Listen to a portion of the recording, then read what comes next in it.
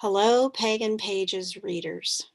Robin Fennelly here with a video edition this month for a book called Lunar Alchemy, Everyday Moon Magic to Transform Your Life by Shaheen Miro. So I'm going to share my screen with you, and I have a few little things that I've pulled out from this particular book that I wanted to share with you. So Shaheen is a psychic reader, intuitive coach. He's also the author of the Lunar Nomad Oracle, which is it's a really nice deck. I've had the opportunity to look at it, and the images are really nice on it. Something very soothing, very calming, and also just in general, working with the moon magic is something that is very prevalent throughout the book industry now and online. And when you find the plethora of information that's available out there, it's really nice when you come across some tried and true authors, for one thing, and also some approaches to this subject matter that resonate with you a little more deeply than just your standard, this is what you do, this is how you do it. And there's not a whole lot of personal intention behind it. So I particularly like the approach that Shaheen has because there is definitely that personal. So this is a Weiser book, 224 pages, and it actually is available for purchase now. It was published August 1st of this year. So this is what the cover looks like. I really liked the imagery that was used for this. It's a really nice feeling book. I know that sounds really weird, but I'm not much of a Kindle fan. I really like the tactile experience of a book, and it's just the right size. It's not too large. It fits nicely in your hand. It has a really nice cover, and the pages inside, the material that they used or the type of paper that they used is one that will definitely stand up, having it something that you return to time and time again. So I took a little extract from the publisher for you, Your Energetic Story. So this is an extract from the book, and it gives you a little bit of a flavor of how this particular author is going to, approach this particular subject matter. So your energetic story becomes the narrative of your life. As we work with the moon, your energetic story will be revealed, and you can begin shifting this energy in conscious and powerful ways. The foundation of your inner world is laid by your experiences. Over time, those experiences become your beliefs. In every moment, we look for proof of what we believe, whether those beliefs are good or bad, nourishing or depleting, conscious or unconscious. Your inner world becomes your outer reality. Reality is relative to the inner experience, which is continuously looping unless you disrupt the cycle with conscious attention.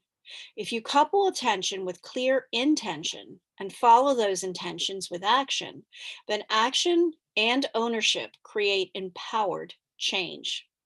When you tap into your energetic story, you begin to see the narrative of your life. That narrative can be changed to reflect a more congruent and coherent version of you. So essentially, some of the thought processes within this particular book, and as it says from the publisher, prepare for your lunar journey.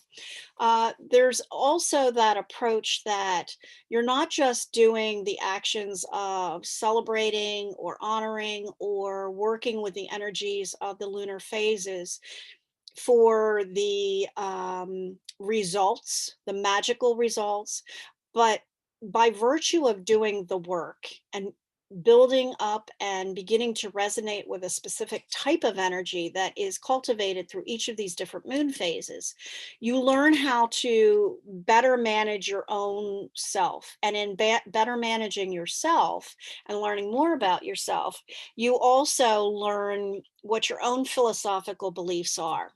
So this book is separated into 3 parts. There are 14 chapters, and I particularly like the way it was separated out with, part 1 being the preparation, part 2 being the various phases of the moon, and then part 3, how to use the lunar magic when you need it. So it doesn't necessarily mean that you're always going to be using the lunar phases for magic, but that last part, part 3 in particular, when to work your magic, the power of agreement and ceremony, it contains some really good good groundwork in there. And the way it's broken out in that section also is in terms of you looking at what it is that you feel that you need or what you are hoping to have as an outcome. And then he gives you the specifics of the moon phase that you should consider working with just by virtue of their own energy. So, for example,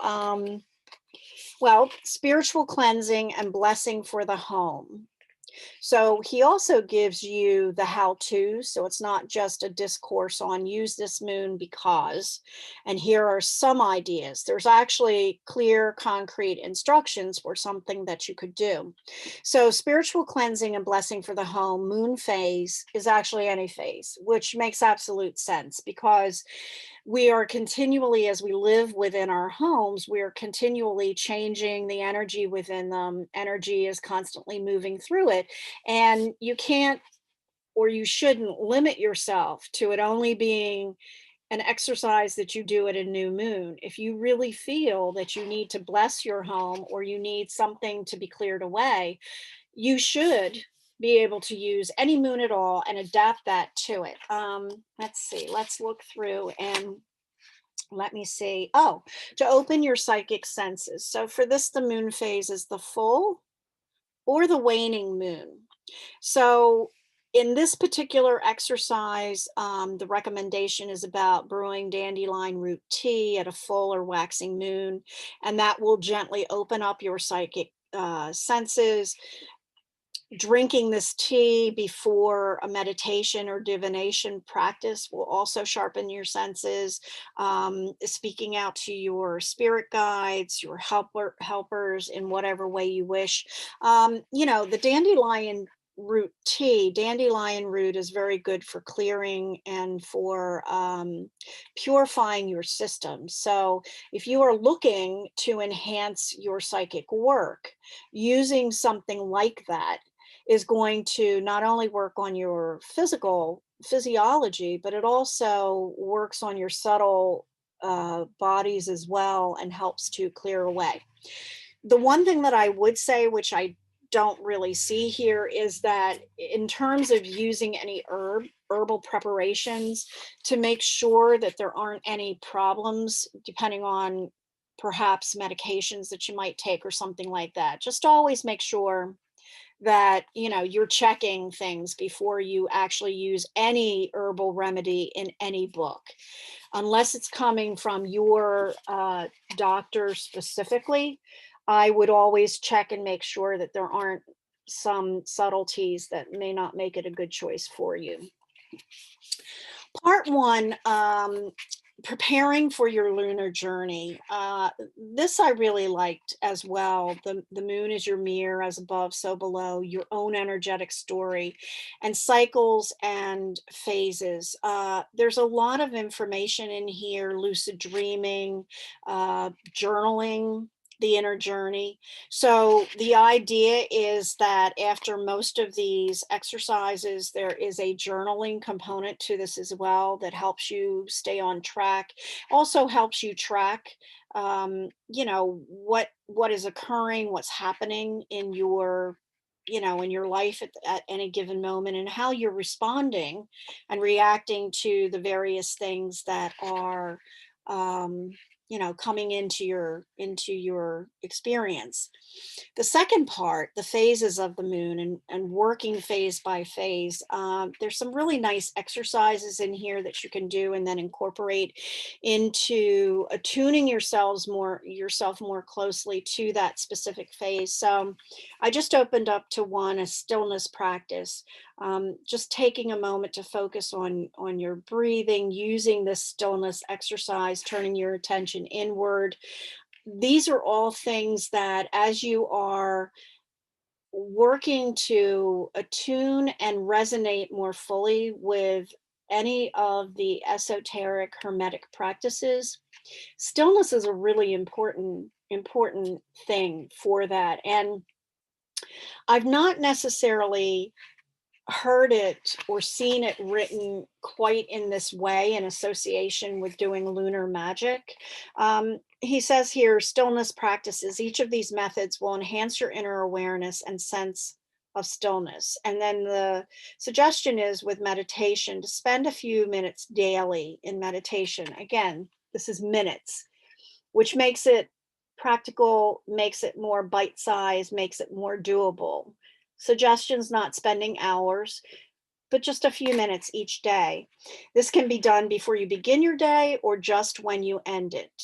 You don't have to do a formal meditation, just sitting with your eyes closed, noticing your breath and letting yourself be for 10 minutes a day will yield powerful results.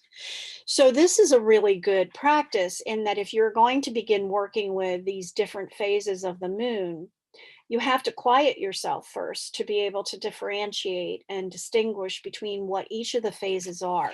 So as he goes through each of these phases, there are more exercises as well as your standard, what each of the phases mean, the waning moon, the new moon, and all of that. But then because this book is called Lunar Alchemy, it's also all about using your inner psycho-spiritual nature to process what it is that is exactly happening during these phases of the moon, how energetically they impact you, what that potential, that impact may hold for you. Let's see, what else? There's a lot of material in this book. I mean, far more than I would even be writing about or even be able to tell you in this particular review. My recommendation, would I recommend this book? Actually, I would highly recommend this book.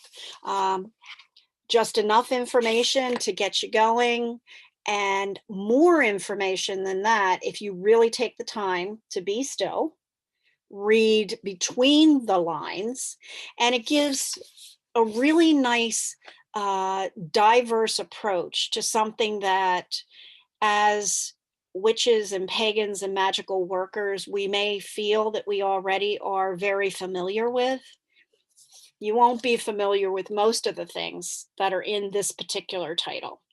So Lunar Magic, Everyday Moon Magic to Transform Your Life by Shaheen Miro. And that's it for now. Hope you are able to get a copy of this book, and many blessings on your lunar journey. Bye. See you next month.